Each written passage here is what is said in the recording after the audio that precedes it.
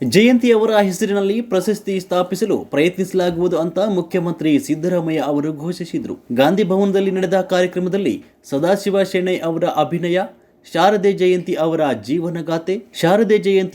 ಜೀವನಗಾಥೆ ಕೃತಿಯನ್ನು ಲೋಕಾರ್ಪಣೆಗೊಳಿಸಿ ಮಾತನಾಡಿದರು.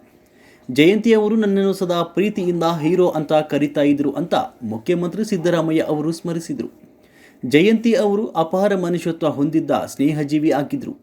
ಕಲಾವಿದೆಯಾಗಿ ಜಯಂತಿಯವರೇ ಸಾಟಿಯಾಗಿದ್ದರು.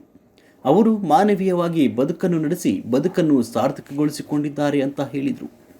ನನ್ನ ಮತ್ತು ಜಯಂತಿ ಅವರ ರಾಜಕೀಯ ಮೌಲ್ಯಗಳು ಒಂದೇ ಆಗಿದ್ರು, ಸಮಾಜ ಪ್ರೇಮಿ, ಮಾನವೀಯತೆಯ ಪ್ರೇಮಿ ಆಗಿದ್ರು ಅಂತ ಬಣ್ಣಿಸಿದರು. ವಿಶ್ವದ ಯಾವುದೇ ಭಾಷೆಯ ಸಿನಿಮಾಗಳಿಗಿಂತ ಕನ್ನಡ ಭಾಷೆಯ ಸಿನಿಮಾಗಳು ಹಿಂದೆಲ್ಲ ಒಳ್ಳೆ ಗುಣಮಟ್ಟ ಕಾಯ್ದುಕೊಂಡಿವೆ. ನಾನು ಸದಾ ನಮ್ಮ ಕನ್ನಡ ಚಿತ್ರರಂಗದ ಪ್ರೋತ್ಸಾಹಕ್ಕೆ ನಿಲ್ತೇನೆ. ಕನ್ನಡ ಸಿನಿಮಾಗಳಿಗೆ 100% ತೆರಿಗೆ ವಿನಾಯಿತಿ ಘೋಷಿಸಿದ್ದು ನಾನೇ ಅಂತ ಹೇಳಿದರು. ಜಯಂತಿಯವರು ನನಗೆ ಬಹಳ ಆತ್ಮೀಯರು, ಬಹಳ ವರ್ಷಗಳ ಕಾಲ ಒಡನಾಟ, ಜೊತೆಗೆ ಒಂದೇ ಪಕ್ಷದಲ್ಲಿದ್ದೋ ನಾವು.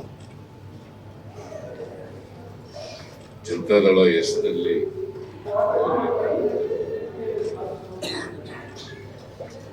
ಅವರನ್ನ ಒಂದ್ಸಾರಿ ಚಿಕ್ಕಬಳ್ಳಾಪುರದಲ್ಲಿ ಲೋಕಸಭೆಗೂ ಕೂಡ ಸ್ಪರ್ಧೆ ಮಾಡಿಸಿದ್ರು. ಸುಮಾರು ವೋಟ್ಗಳನ್ನು ತಗೊಂಡಿದ್ರು.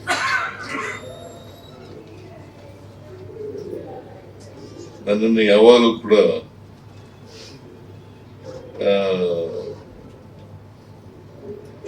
ಹೀರೋ ಅಂತ ಕರೆಯಲು ನನಗೆ ಹೀರೋ ಅಲ್ಲ, ನಾನು ಹೀರೋ ಅಂತ ಕರೆಯೋದು.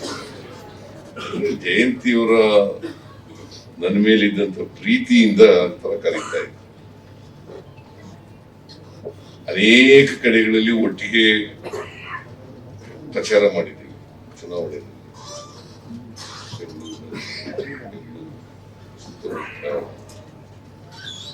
ಚಿಕ್ಕಬಳ್ಳಾಪುರ ಭಾಗದಲ್ಲಿ ಒಟ್ಟಿಗೆ ಕ್ಯಾಂಪೇನ್ ಮಾಡಿದ್ದೀವಿ.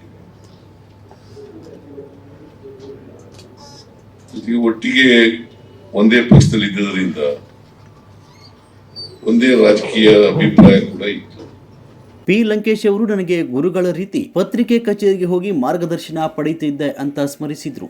ನಟ ರಮೇಶ್ ಅರವಿಂದ್, ಚಿತ್ರ ನಿರ್ದೇಶಕ ಇಂದ್ರಜಿತ್ ಲಂಕೇಶ್, ನಿರ್ದೇಶಕಿ ಕವಿತಾ ಲಂಕೇಶ್, ಹಿರಿಯ ಪತ್ರಕರ್ತ ಸಮೀವುಲ್ಲಾ, ಜಯಂತಿ ಅವರ ಪುತ್ರ ಕೃಷ್ಣಕುಮಾರ್ ಮತ್ತು ಕೃತಿಯ ಲೇಖಕರಾದ ಸದಾಶಿವ ಶೆಣೈ, ನಿರ್ಮಾಪಕರಾದ ರಾಕ್ಲೈನ್ ವೆಂಕಟೇಶ್ ಅವರು ಉಪಸ್ಥಿತರಿದ್ದರು.